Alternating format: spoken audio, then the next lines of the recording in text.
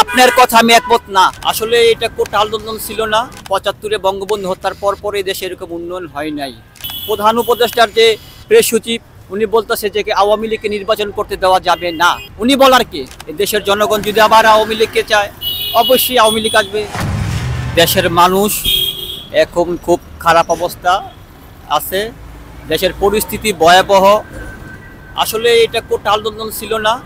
একটি গণতান্ত্রিক সরকারকে ষড়যন্ত্রের মাধ্যমে দেশি এবং আন্তর্জাতিক ষড়যন্ত্র করে এই আওয়ামী লীগ সরকারকে তারা পদত্যাগ করতে বাধ্য করছে।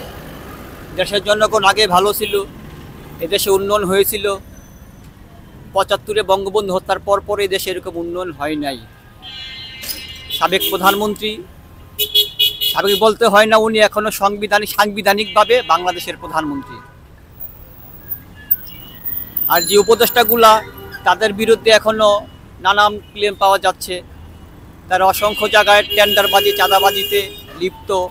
এবং উপদেষ্টা এবং সমন্বয়কদের কাজ না, আপনি সিটি কর্পোরেশনে প্রশাসকদের ধমক দেওয়া, নির্বাহী কর্মকর্তাকে ধমক দেওয়া, সচিবকে ধমক দেওয়া। তারা প্রত্যেকটা ডিপার্টমেন্টে গিয়ে চাঁদাবাজি, ধান্দাবাজি করতেছে।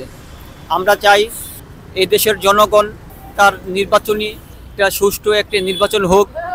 এই দেশের জনগণ যদি আবার আওয়ামী লীগকে চায়, অবশ্যই আওয়ামী লীগ আসবে। এখান থেকে উপদেষ্টা পরিষদ ঠিক করে দিবে না আওয়ামী লীগ নির্বাচন করবে কি করবে না। ওনারা বল না, গতকালকে আজকেও পত্রিকায় দেখে আসলাম, প্রধান উপদেষ্টার যে প্রেস সচিব উনি বলতেছে যে আওয়ামী লীগকে নির্বাচন করতে দেওয়া যাবে না। উনি বলার কি? আমরা উচিত দেশের জনগণ, আমরা সিদ্ধান্ত দিব আওয়ামী লীগ কি নির্বাচন করবে কি করবে না। আমরা চাই একটি অবাধ, নিরপেক্ষ, গ্রহণযোগ্য, শান্তিপূর্ণ নির্বাচন হোক। আমরা সকলেই একসাথে থাকতে চাই। একটি অসাম্প্রদায়িক বাংলাদেশ বিনির্মাণে বাংলার হিন্দু, বাংলার মুসলিম, বাংলার খ্রিস্টান, আপামর জনতা আমরা একত্রিতে বসবাস করতে চাই। আমরা এই যে জানতে পারতেছি এখন বিভিন্নভাবে যে এই মানে সরকার পতনের পরে যে বিভিন্ন সরকারের বিভিন্ন মন্ত্রীদের, বিভিন্ন যারা সব বড় বড় প্রশাসনের কর্মকর্তা ছিল, তাদের যে বিভিন্ন দুর্নীতির কথাগুলো বের হয়ে আসছে। এবং এই যে শেখ হাসিনা দেশ ছেড়ে যাওয়ার সময় বলছে যে ৬০,০০০ কোটি টাকা তিনি নিয়ে গেছে, ছাপায় নিয়ে গেছে, যার কারণে এখন অর্থনৈতিক যে অস্থিতিশীল অবস্থা, সবকিছু দ্রব্যমূল্যের দাম বেশি। এই কারণে এই বিষয়ে আপনার কি মন্তব্য?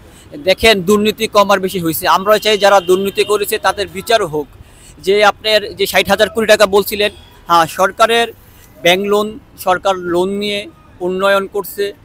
আমাদের Asian development, ADP, JICA, world bank সহ তাদের ঋণ দিতে হয়েছে।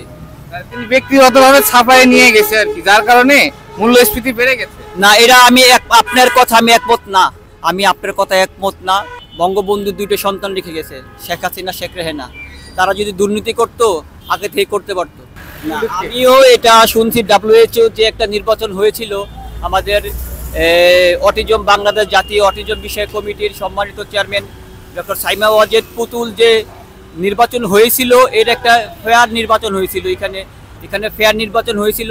যে উপদেষ্টা মণ্ডলীর সদস্যরাও তাকে চাচ্ছে যে আপনার পদত্যাগ করানোর জন্য একটা সাইন আপ হয়েছে, এটা আমার মেসেজও আসছে।